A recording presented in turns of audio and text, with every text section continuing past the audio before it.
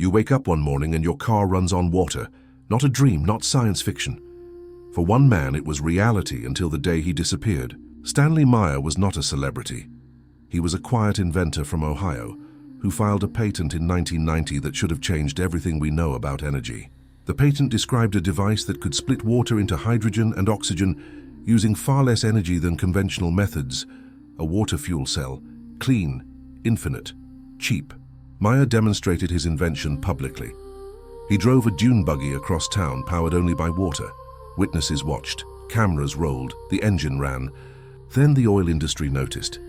When trillions of dollars depend on gasoline, a man with a jar of tap water becomes a threat to the entire global economy.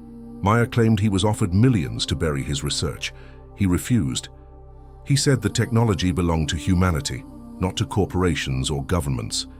Documents later surfaced, showing unusual interest from foreign investors and energy firms. Meetings were arranged, contracts were discussed, pressure mounted. In 1998, Stanley Meyer had dinner at a restaurant with two Belgian investors. Midway through the meal, he ran outside, clutched his throat and said they poisoned him. He collapsed in the parking lot. Minutes later, he was dead. The official cause was a brain aneurysm. His brother insisted it was murder. No autopsy was conclusive. His patents were seized. His lab was cleaned out. The water fuel cell prototype vanished. His research files disappeared from public record within weeks. You might think this is conspiracy theory, but the patent is real. The demonstrations are documented. The death is a fact. The silence that followed is deafening. What if your phone tracked not just your location, but your potential to disrupt billion-dollar industries? What if your search history flagged you as a threat to economic stability? Meyer's case is not isolated. Inventors of alternative energy devices have reported harassment, legal battles, lab break-ins, and sudden deaths for decades. In 1996, a court ruled against Meyer's water fuel cell claims, stating he had committed fraud. But the ruling only addressed investment disputes, not the science itself. Yet no independent laboratory was ever allowed to fully examine his device. No university was granted access. The technology was dismissed before it was truly tested. If you've ever felt watched online, imagine being watched because your ideas could collapse entire industries. Subscribe to uncover more stories they don't want told. This is not ancient history. Today, every patent you file is recorded. Every prototype you build can be monitored. Every investor you meet could be working for someone else. Meyer's water fuel cell worked on the principle of resonance. By pulsing electricity at a specific frequency, he claimed water molecules could be split with minimal energy input. Conventional electrolysis requires immense power. Meyer's method allegedly required a fraction of that. If true, it would make hydrogen fuel practically free and universally accessible. The implications were staggering. No more oil dependence, no more gas stations, no more carbon emissions, just water, electricity, and a device the size of a briefcase. But global economies are built on oil. Wars are fought over it. Governments rise and fall on energy policy. A water-powered engine is not just innovation, it is revolution. And revolutions are crushed, especially when they threaten the wealth of those who control the world's energy supply. Stanley Meyer learned this the hard way. After his death, his family tried to continue his work. They were met with legal threats. His brother received anonymous warnings. The research was too dangerous to pursue. Some of Meyer's supporters claimed black vehicles followed them. Phone lines were tapped. Bank accounts were frozen. The message was clear: let it go or face consequences.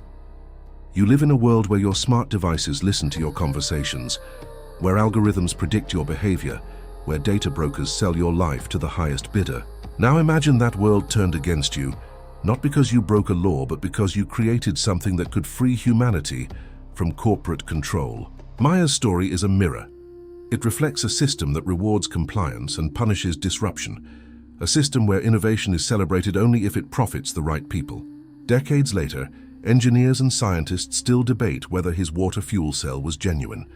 Some replicated aspects of it, others called it pseudoscience. The truth remains buried.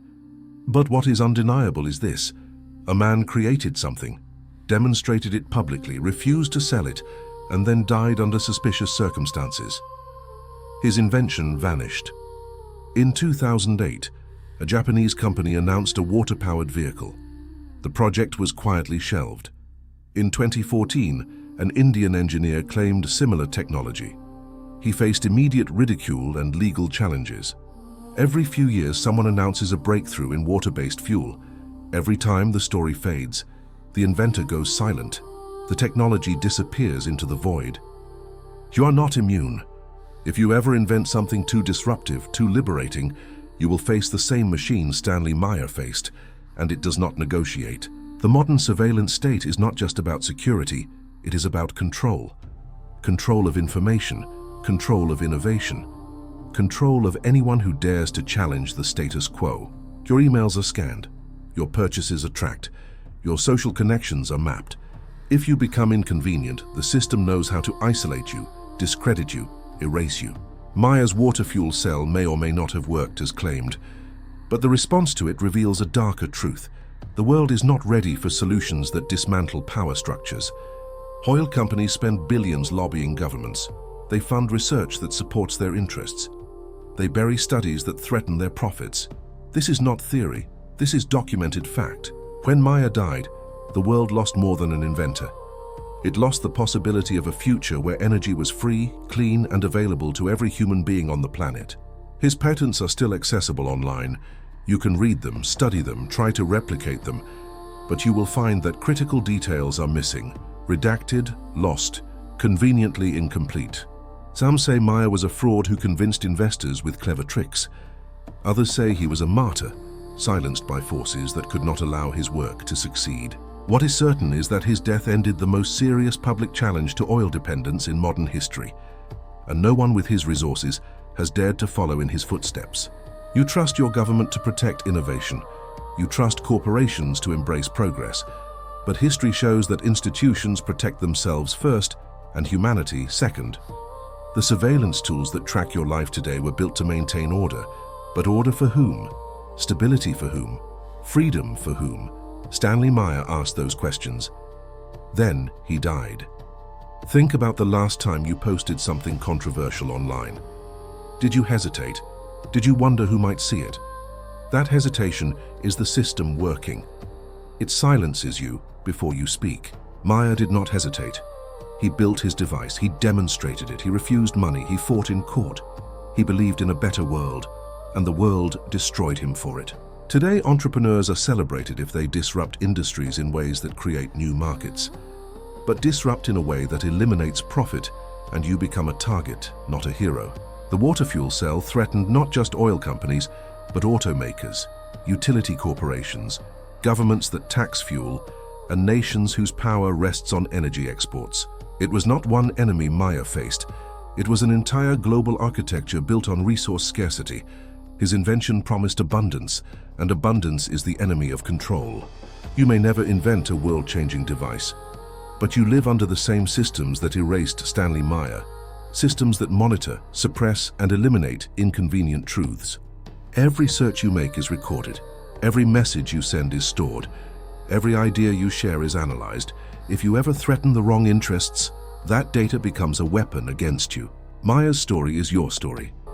It is the story of anyone who dares to imagine a world not controlled by corporations and governments, but liberated by technology and truth. His family still believes he was murdered. His supporters still share his patents. His legacy still inspires inventors who risk everything to challenge the energy monopoly. But none have succeeded. None have brought a water-powered engine to market. None have broken the grip of oil on civilization. The system is too strong. The stakes are too high. And so you drive to work on gasoline. You pay for electricity generated by fossil fuels. You watch the planet warm, and you wonder if there was ever another way. Stanley Meyer said there was. He showed the world, he paid with his life, and his invention was buried with him, lost to history, locked away in the silence of power. Do you believe innovation can truly be free? Or will it always serve those who already control the world? Share your thoughts below. The conversation they fear is the one we must have.